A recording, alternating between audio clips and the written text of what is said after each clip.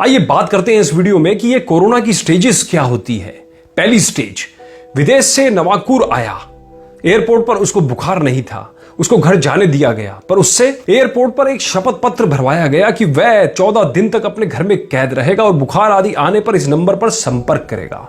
घर जाकर उसने शपथ पत्र की शर्तों का पालन किया, वह अपने घर में कैद रहा, यहां तक कि उसने घर के सदस्यों से भी दूरी बनाए रखी। नवांकुर की मम्मी ने कहा कि अरे तुझे कुछ नहीं हुआ है, अलग थलग मत रहे, इतने दिन बाद घर आया है, घर का कुछ खाना खा ले, आया तू किचन में, मैं तुझे गर्मा गर्म परोस दूं। पर नवांकुर ने मना कर दिया। अगली सुबह मम्मी ने फिर वही बात कही। इस बात पर नवांकुर को गुस्सा आ गया, उसने मम्मी को चिल्ला दिया, मम्मी की आंख में आंसू तक आ गए। मम्मी बुरा मान गई। नवांकुर ने सबसे अलग थलग रहना चालू रखा। 6-7 दिन बाद नवांकुर को बुखार, सर्दी, खांसी जैसे लक्षण आने लगे।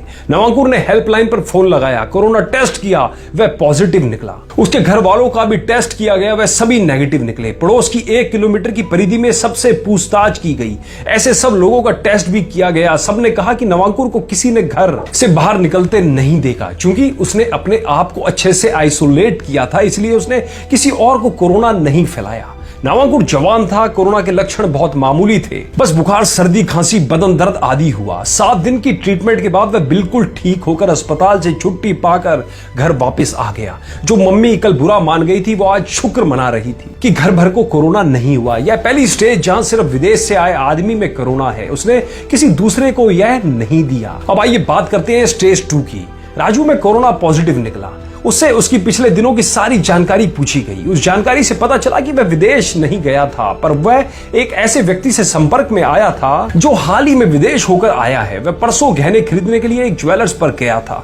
वहां के सेठ जी हाल ही में विदेश घूमकर लौटे थे। सेठ जी विदेश से घूमकर आए थे, उनको एयरपोर्ट पर बुखार नहीं था, इसी कारण उनको घर जाने दिया गया, पर उनसे शपथ पत्र भरवा लिया गया कि वह अगले 14 दिन एकदम अकेले रहेंगे और घर से बाहर नहीं निकलेंगे, घर वालों से भी दूर रहेंगे।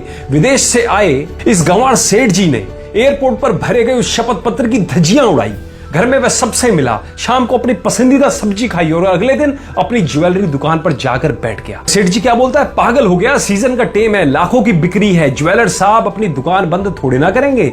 6वें दिन ज्वेलर को बुखार आया, उसके घर वालों को भी बुखार आया, घर वालों में बूढ़ी मां भी थी। सबकी जांच हुई, जांच में सब पॉजिटिव निकले, यानी विदेश से आया आदमी खुद पॉजिटिव, फिर उसने घर वालों को भी पॉजिटिव कर दिया।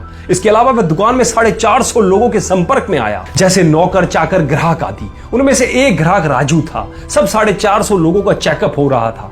अगर उनमें से एक में पॉजिटिव आया तो भी यह सेकंड स्टेज है। डर यह है कि इन 450 में से हर आदमी ना जाने कहां कहां गया होगा। कुल मिलाकर स्टेज 2, यानी जिस आदमी में कोरोना पॉजिटिव आया है वह विदेश नहीं गया था, पर वह एक ऐसे व्यक्ति के संपर्क में आया है जो हाल ही में विदेश होकर आया है। आइए बात करते हैं स्टेज 3 की। राम सिंह को सर्दी, खांसी, बुखार की वजह से अस्पताल में भर्ती किया गया।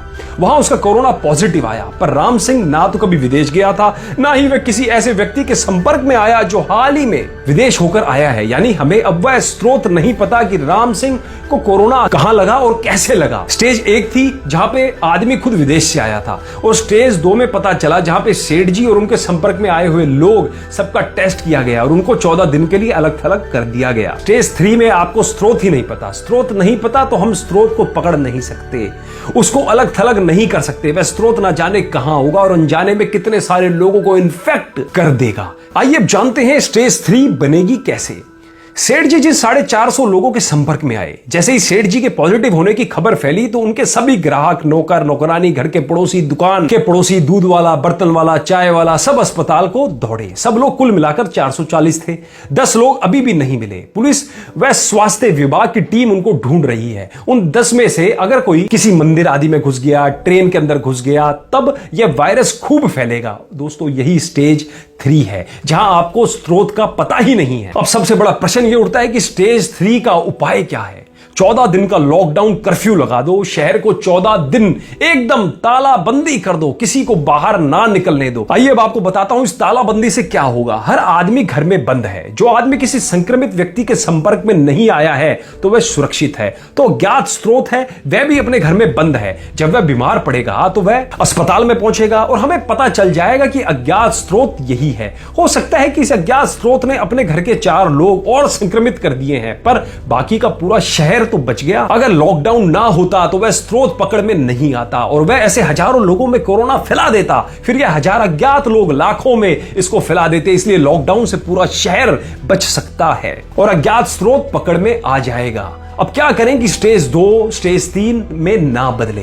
अर्ली लॉकडाउन यानी स्टेज 3 आने से पहले ही तालाबंदी कर लो। उदाहरण के लिए वापस समझिए, सेठ जी एयरपोर्ट से निकले, उन्होंने धज्जियां उड़ाई, घर भर को कोरोना दे दिया, सुबह उठकर दुकान खोलने गए। गजब आदमी हो यार, सीजन का टेम है, लाखों की बिक्री होगी, दुकान खोलनी तो बहुत जरूरी है। ये कौन कहेगा? सेठ जी अपनी दुकान बंद कैसे कर ले, पर चूंकि तालाबंदी है तो पुलिस वाले सेठ जी की तरफ डंडा लेकर दौड़ेंगे। डंडा देखकर सेठ जी शटर लगाकर भागेंगे। अब चूंकि मार्केट बंद है तो 450 ग्राहक भी नहीं आएंगे। सभी बच गए, राजू भी बच गया। बस सेठ जी के परिवार को कोरोना हुआ।